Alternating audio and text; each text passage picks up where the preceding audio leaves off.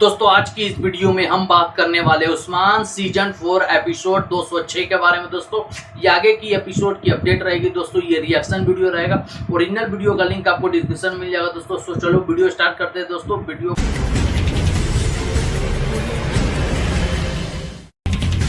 आन, अकबरान, मलक, तस्माइन, ये लोग गजन से नफरत करते हैं। तुम मुझसे जीत भी जाओ तो वो लड़ते रहेंगे और इन जमीनों को अपनी मलकियत बना लेंगे। ये सब सुनकर उस्मान साहब कहते हैं आओ, और उसको गिरबान से पकड़कर कहते हैं मैं इन्हें भी देख लूंगा, फिक्र न करो, मैं इनको इसी जमीन में दफन करूंगा जिसे वो हासिल करना चाहते हैं। इस पर नाइमान कहता है दफन करो उस्मान, इनको दफन करो, मैं जब वापस आऊंगा तो मैं तुम्हें दफन कर दूंगा। ये सुनकर उस्मान साहब मुस्कुराते हैं और कहते हैं क्या तुम्हें लगता है कि मैं तुम्हें जाने दूंगा? तुम कहीं नहीं जाओगे। और फिर असरीन कहती है उस्मान साहब, नाइमान का सर गजन खान का हक है, वो एक अच्छे दस्ते के साथ तबरेज जाएगा। गजन खान नाइमान को जिंदा चाहते हैं। ये सुनकर नाइमान हंसने लग जाता है और उस्मान साहब थोड़ी देर खामोश हो जाते हैं और फिर नाइमान से उसकी मोहर निकाल लेते हैं और उसे देखते हैं और फिर उसे मारने लगते हैं। तो असरीन आगे बढ़ती है और कहती है उस्मान साहब, मैं मजाक नहीं कर रही, आपको गजन खान का हुक्म मानना पड़ेगा जिसने आपको कई बार बचाया। नाइमान का सर कलम करना आपका हक नहीं है। असरीन की ये बात सुनकर उस्मान साहब रुक जाते हैं और फिर कहते हैं जैसे असरीन की मर्जी। नाइमान को छोड़ देते हैं और फिर उस्मान साहब अयाज को बुलाते हैं तो उसके कान में कुछ कहते हैं। तो अयाज कहता है जो हुक्म हजूर, और वहां से रवाना हो जाता है। और फिर उस्मान साहब सिपाहियों से कहते हैं सिपाहियों, आप नाइमान की करारगाह जाएंगे, महाफिज वहां इंतजार कर रहे हैं, कोई अंदर नहीं जाएगा। और फिर असरीन से कहते हैं हम यीनी शहर जा रहे हैं और सब लोग यीनी शहर वापस रवाना हो जाते हैं।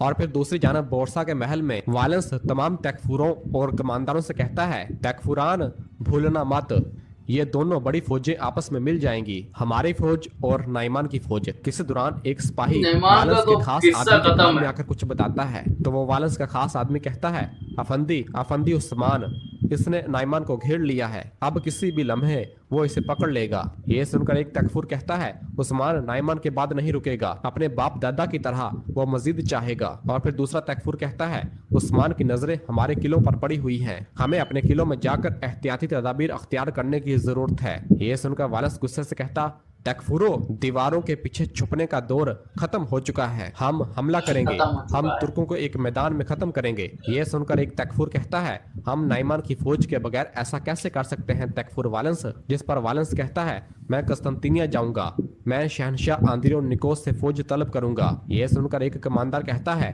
अगर हम नाइमान को बचा लें तो हमें शहनशाह के ताउन की जरूरत नहीं पड़ेगी। जिस पर वालेंस कहता नाइमान को उस्मान से अब कोई नहीं बचा सकता, नाइमान अब एक मुर्दा आदमी है, अनकरीब मैं उस्मान को कत्ल कर दूंगा, फिर इसके लोगों और इसके पास जो कुछ है सब कुछ ले लूंगा। और फिर लियो से कहता लियो घोड़े तैयार करो, और लियो बाहर रवाना हो जाता है।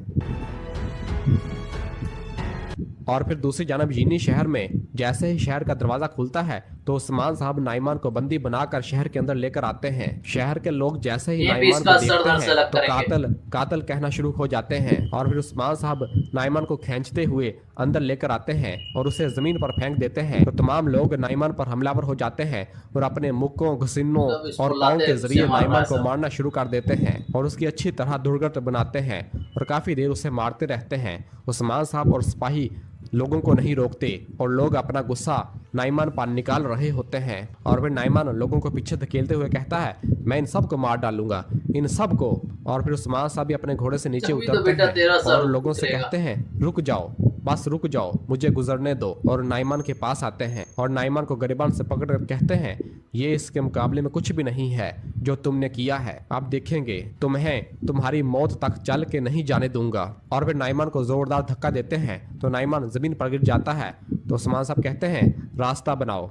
तो सिपाही और लोग जैसे ही रास्ता बनाते हैं तो नाइमान देखता है कि उसके लिए फांसी घाट तैयार हो चुका होता है। उस घाट को देखकर असरीगुन उस्मान साहब के पास भागती हुई आती है और कहती है वो क्या है उस्मान साहब? तो उस्मान साहब कहते हैं हर कोई अंजाम पाता है। और फिर उस्मान साहब नाइमान का रस्सा पकड़ते हैं और उसे खींचते हुए फांसी घाट की जानब लेकर आते हैं और इस तरह नाइमान को घसीटते हुए फांसी घाट की जानब ले जाया जा रहा होता है। और उस्मान साहब कह रहे होते हैं अपने अंजाम को पहुंचो, चलो अपने अंजाम को पहुंचो। और फिर उसे खींचकर फांसी घाट पर लाया जाता है और वहां घुटनों के बाल बैठा दिया जाता है। और फिर उस्मान साहब तमाम लोगों से मुखातब होकर कहते हैं, ए लोगो, ये तमाम जुल्म और फितनों के पीछे था, नाइमान कुत्ता तुम्हारे सामने है। अब असरगुन खातून कहती है कि इसका सारा गजन खान का हक है, लेकिन मैं कह रहा हूँ कि बेहतरीन दुश्मन मुर्दा ही होता है। और फिर कहते हैं, अभी इसका खून गिराना हमारा हक है। ये सब देख और सुनकर असरियुन कहती है, आप जो करेंगे इसका नतीजा गलत होगा उस्मान साहब, नाइमान तबरेज जाएगा और इसका हिसाब गजन खान करेंगे। जिस पर उस्मान साहब कहते हैं, नहीं नहीं, मैं इसे फिर कभी दूर नहीं होने दूंगा, गजन खान को इसका सार भेज दिया जाएगा। ये सुनकर नाइमान कहता है, मेरी मौत इंतकाम को जन्म देगी उस्मान। तो उस्मान साहब कहते हैं, जंग इंतकाम से बड़ी होती है, जो भी हमारी जमीन हासिल करना चाहता है सब तबाह हो जाएंगे, सब तबाह हो जाएंगे। और फिर उस्मान साहब अपनी तलवार म्यान से बाहर निकालते हैं और कहते हैं, और तुम्हारा सर इनके लिए इबरत होगा। और तलवार जैसे ही नाइमान की गर्दन पर रखते हैं तो असरियुन कहती है, उस्मान साहब। और उसके मंगोल सिपाही अपनी अपनी तलवारें निकालने लगते हैं तो कई सिपाही उन तलवारों को पकड़ लेते हैं। और फिर असरियुन उस्मान साहब को ऐसा ना करने का इशारा करती है। और फिर नाइमान कहता है, अजीम टेंगरी, मैं आपके लिए लड़ा हूँ और मैं आपके लिए मर जाऊंगा। इस पर उस्मान साहब कहते हैं, लेकिन सब कुछ सही हो जाएगा, तुम्हारा वक्त आ गया है नाइमान। और फिर उस्मान साहब अपनी तलवार लहराते हैं और एक ही वार से नाइमान का सर कलम कर देते हैं और नाइमान का कटा हुआ सर दूर जाकर गिरता है। और उस्मान साहब अपने पाँव के जरिए नाइमान के बदन को धक्का देते हैं तो नाइमान का जिस्म भी नीचे जा गिरता है और बेयारो मददगार जमीन पर पड़ा होता है। ये सब देखकर असरियुन कहती है, आपने क्या किया उस्मान साहब?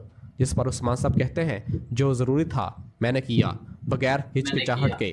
जिस पर असरियुन कहती है, आपने गजन खान के शिकार पर हाथ मारा, इसका हिसाब कैसे देंगे? जिस पर उस्मान साहब कहते हैं, शिकार उसका नहीं होता जो शिकार करना चाहता हो, बल्कि उसका होता है जो सर काटता है। ये बात खुद जाकर गजन खान को बताना। ये सुनकर असरियुन खातून गुस्से से वहां से रवाना हो जाती है। और फिर उस्मान साहब बुरान से कहते हैं, बुरान, इसका सर लाओ। तो बुरान कहता, जो हुक्म। और फिर उस्मान साहब अपने सिपाहियों को भी बुलाते हैं तो उसके तमाम सिपाही और खवातीन फांसी घाट पर खड़े हो जाते हैं।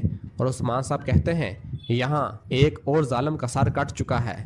और उस्मान साहब नाइमान का कटा हुआ सारे लोगों को दिखाते हैं और फिर बुरान को पकड़ा देते हैं और कहते हैं, लेकिन अभी बहुत बाकी हैं, वो सब हमारे लिए घात लगाए बैठे हैं। अब इससे पहले कि वो हमला करें, हम हमला करेंगे। अब फतुहात नहीं रुकेंगी। सिपाहियों, तमाम सारजमीनों और कबाइल को खबर भेजो, हर बहादुर जो तलवार उठा सकता है हमारे साथ खड़ा होगा। इस पर तमाम सिपाही कहते हैं, जो आपका हुक्म हजूर। और फिर उस्मान साहब कहते हैं, तुर्कों के परचम अब एक परचम तले जमा होंगे। और फिर अपनी तलवार बुलंद करके कहते हैं, और जालिमों की तरफ बढ़ेंगे। और अल्लाह अकबर का नारा बुलंद करते हैं तो तमाम सिपाही भी अल्लाह अकबर के खिलाफ शिगाफ नारे बुलंद करते हैं और सब उस्मान साहब जिंदाबाद, उस्मान साहब जिंदाबाद के नारे बुलंद करते हैं। दोस्तों ये एपिसोड यहीं पे खत्म होता है दोस्तों। 206 एपिसोड था दोस्तों। इस वीडियो का ओरिजिनल लिंक आपको डिस्क्रिप्शन में मिल जाएगा दोस्तों। फिर मिलते हैं दोस्तों आगे की एपिसोड के साथ दोस्तों। चैनल को आप सब्सक्राइब करें, लाइक करें, शेयर करें, कमेंट में बताएं आपको वीडियो कैसा लगा दोस्तों। फिर मिलते हैं नेक्स्ट एपिसोड के साथ दोस्तों, आगे की एपिसोड के साथ दोस्तों। आज के लिए दोस्तों बस इतना ही। अल्लाह हाफिज।